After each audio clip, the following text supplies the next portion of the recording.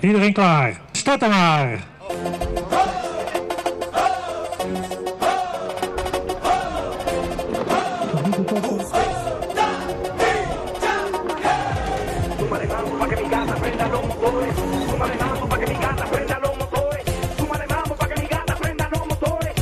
Nou, we gaan een oude raceauto maken en dat is best wel lukt. De jongens verschijnen onder start naar maar één doel. Ja, om te winnen. Had ze nog wat traind? Nee, niet echt. Ja, dan we fietsen elke dag, dus dat is wel genoeg trainen. Nou is een goede conditie opbouwen net direct het doel van deze dag.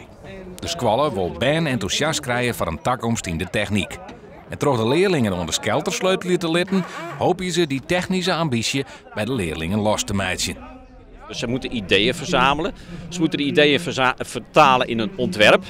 Dit gaan we maken. Vervolgens moeten ze nadenken, hoe gaan we dat maken? Ja, best moeilijk. Want er moet lasje, hout, vastmaatje, verfje. Dat is natuurlijk techniekonderwijs in optima forma. Of het nou gaat om het maken van een kozijn, om het lassen van een product, om het aanleggen van een installatie. Het gaat steeds om een idee, een ontwerp, maken en testen. En we denken dat dit ook heel stimulerend is. Kom op! Hoe gaat het, jongens? Goed.